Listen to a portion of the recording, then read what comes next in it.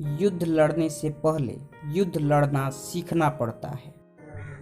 क्या teen age में girlfriend या बॉयफ्रेंड बनाना सही है या गलत है? मैं आदर्श राज आप सभी का स्वागत करता हूं आपके channel focus on your self.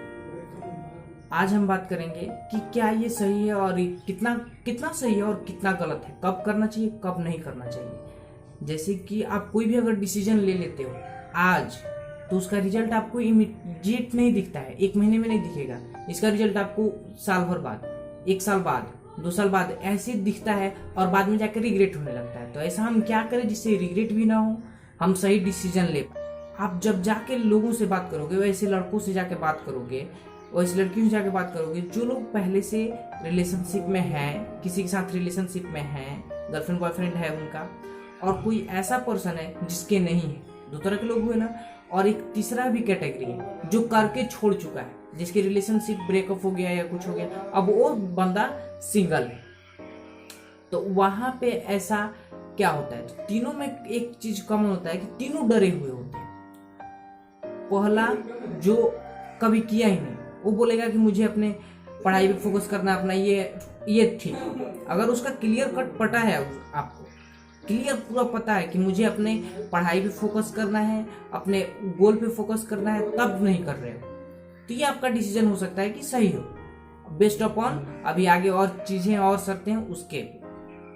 दूसरा बंदा जो करके छोड़ चुका है, उसको ये पता ही नहीं है कि रिलेशनशिप को मैनेज कैसे करना है। रिलेशनशिप एक है, कोई भी रिलेशनशिप है, उसको मैनेज कैसे करते हैं, उसमें अगर ब्रेकअप होगा, उसमें जब बहुत कुछ होगा, जब लड़ाई झगड़े होंगे तो उसको कैसे हैंडल करते हैं, उसको ये चीज पता नहीं है। उसकी बातों से आप ऑब्जर्व करना।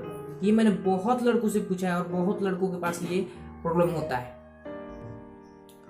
अब जो लोग रिलेशनशिप में हैं पहले से, वो लोग क्या बोलते हैं कि भाई मत करना, बहुत प्रॉब्लम है, करेगा तो फंसेगा, बुरी तरह से फंसेगा। उनको भी डर होता है कि अच्छे लड़के उसमें ना जाए।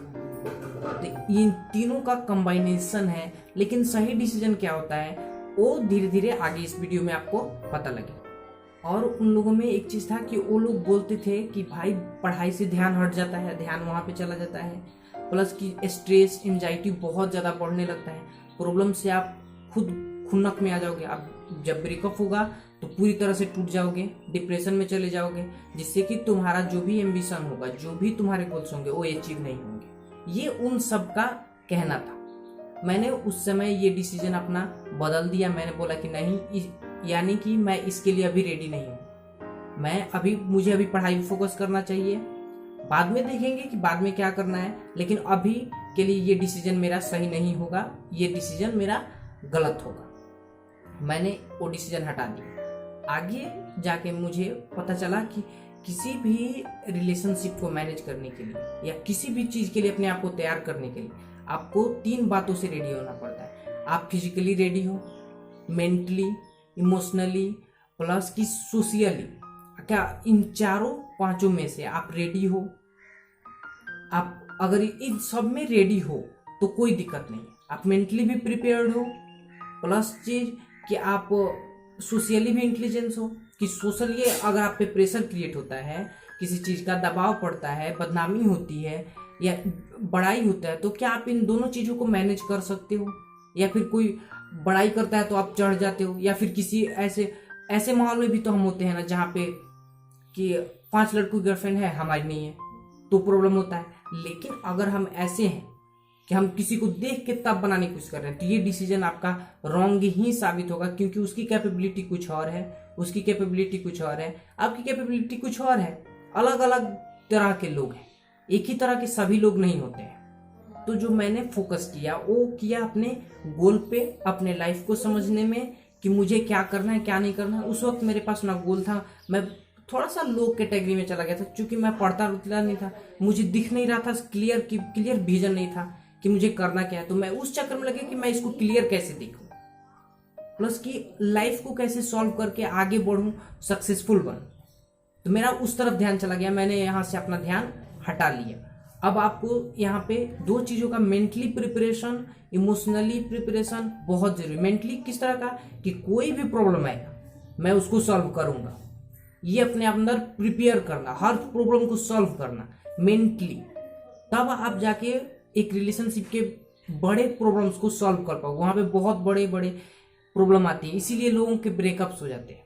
और नेक्स्ट, इमोशनली, कुछ भी इमोशनली ब्लैकमेल लोग करने लगते हैं। तो अगर आप इमोशनली इंटेलिजेंट हो कि कोई जाता है जाए, मरता है मरे, मुझे जो सही है मुझे वो करना है, ये नहीं कि उसके लिए करना है, जो सही है मेरे लिए वो मुझे करना है। वो कुछ भी बोले, वो बोलता है कि ये करो वो करो, तो वही करते रहे, तो हम कहाँ हैं फिर।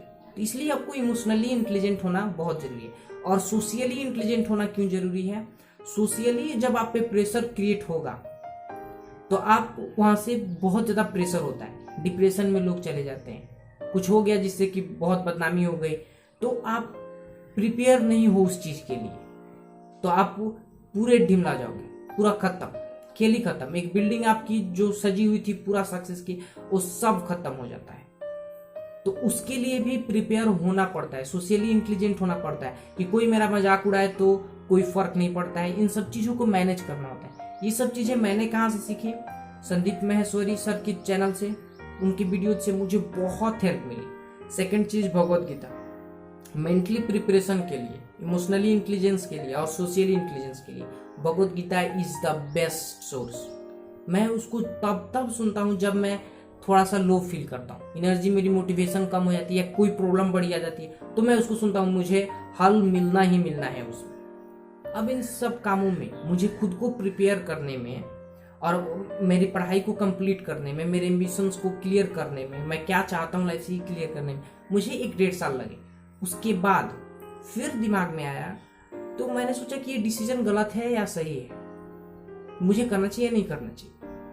मैं इस तरह से क्वेश्चन सोचते रहता हूं, तो मैंने ये दिमाग लगाया कि करना चाहिए कि नहीं करना चाहिए। तो फिर दिमाग में आया कि अगर मैं इस बेस पे डिसीजन लूं कि मुझे अगर 40 साल का मैं हो जाऊं तो मुझे रिग्रेट तो नहीं होगा कि मैंने ये नहीं किया।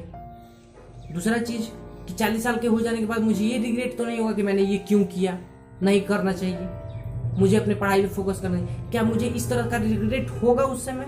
तो अगर मुझे उस समय का रिग्रेट होता है तो ये डिसीजन मेरा गलत हो सकता है। तो डिसीजन इस बेस पे लो कि मुझे 40 साल, आज मैं 20 साल का हूं, अगर मैं 40 साल का हो जाऊं तो उस समय मैं अगर अपने आप को देखूं कि 20 साल, मैं रिटर्न पीछे मुड़ के देखूं अपनी लाइफ को, तो मुझे रिग्रेट ना हो कि मैंने क्यों नहीं किया, या फिर क्यों किया, नहीं करना चाहिए था, मुझे अपनी लाइफ पे फोकस करना चाहिए था, या फिर कर लेता तो क्या हो जाता।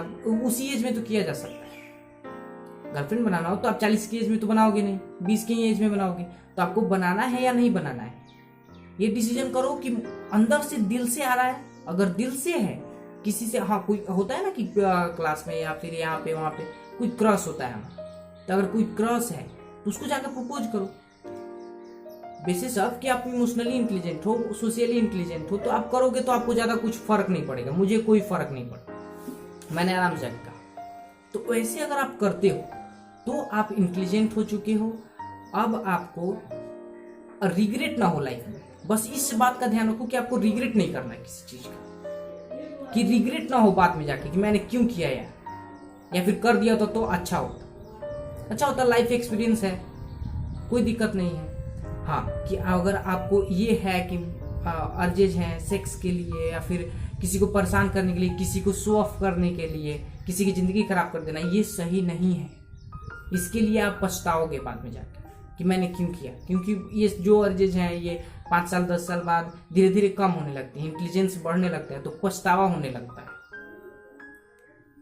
एकदम क्लियर लाइन में अगर बोलूं कि अगर दिल से है, किसी से मतलब लग रहा है कि हाँ कुछ है हम दोनों में, तो आप करो, कोई प्रॉब्लम नहीं है।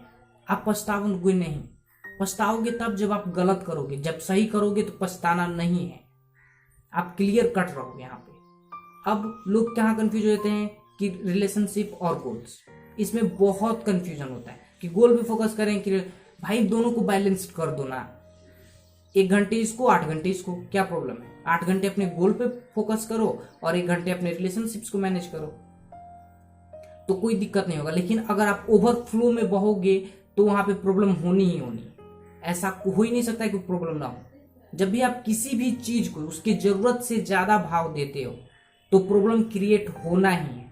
ऐसा हो नहीं सकता प्रॉब्लम ना क्रिएट हो। अगर गोल ही है आप 16-16 घंटे 18-18 घंटे पढ़ाई कर रहे हैं तो प्रॉब्लम क्रिएट होगा कि नहीं आपकी हेल्थ पे? आपका हेल्थ भी तो 1 घंटा हेल्थ पे भी तो देना चाहिए कम से कम ना। तो आपको उस समय रिग्रेट ना हो, हेल्थ का भी रिग्रेट नहीं होगा।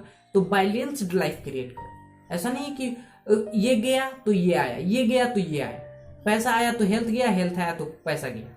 ऐसा नहीं, दोनों बैलेंस्ड होना चाहिए। तब आप एक सक्सेसफुल पर्सन की तरह सोच रहे हो और क्रिएटिव थिंकर बोलो, क्रिएटिव थिंकिंग बोलो। क्योंकि रिलेशनशिप में या फिर गोल्स में हर समय सिचुएशंस बदल जाती है, तो सिचुएशन के अनुसार सोचने की आदत डालो। कोई पर्सन बदल गया तो उसको एक्सेप्ट करने की आदत डालो। अब आपको डिसीजन लेना है या नहीं लेना है, ये अपने दिल से पूछो और अपने गोल से पूछो कि गोल कितना बड़ा है और दिल क्या कहता है। तब आप डिसीजन सही ले पाओगे और उसका रिग्रेट तो आपको नहीं होगा उस डिसीजन का।